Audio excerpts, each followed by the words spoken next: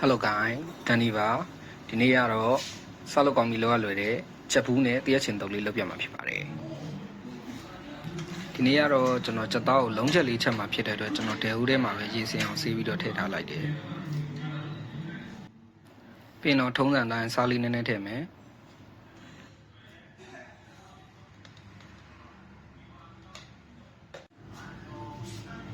တားမုတ်လေးနည်းနည်း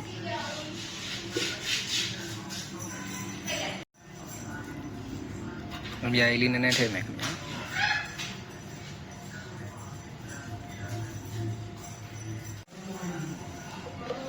ပြီးရင်စိမ့်မုံနှစ်စုံထပ်ထည့်မယ်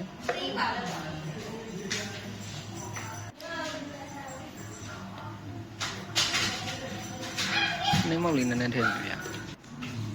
ပြီးတော့ကျွန်တော်အတင်းလှီးပြီးကြော်ထားတဲ့ကြက်သွန်နီလေးထည့်လိုက်ပါတယ်ကြက်သွန်နီလေးထည့်ပြီးရင်တော့အကုန်လုံးအနှံ့အောင်နေနားလိုက်မယ်ခင်ဗျာနေပြီးခဏနှက်ထားပါမယ်ဒီ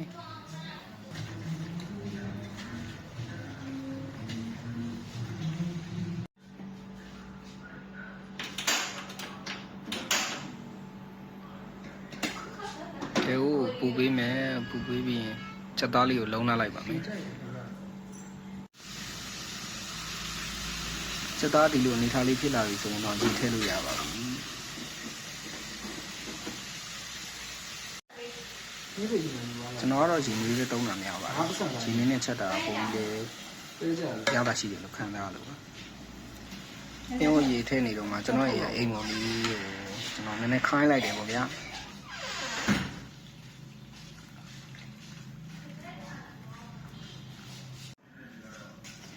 ချက်သားရဲ့ရေထည့်ပြီးရင်တော့ဘူးတီလေးထည့်ပြီးတော့တည်ထားလိုက်မှာပဲဖြစ်ပါတယ်ချက်ဘူးလေးဒုတိယရေလောက်ထည့်ပြီးတဲ့အချိန်မှာတရက်ချင်းလေးစတုပ်ပါတယ်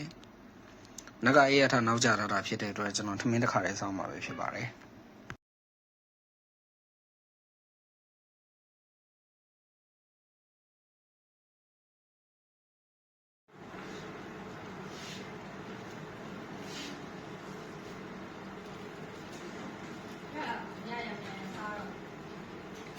မတဟားလေးပြင်